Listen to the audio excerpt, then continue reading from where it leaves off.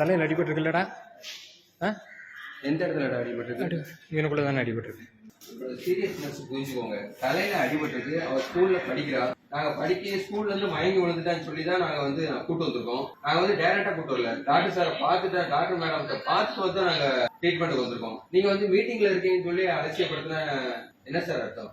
நீங்க கவர்மெண்ட் ஆள் போடல நீங்க அப்ப உயிரோட இருந்தா பாப்பீங்க.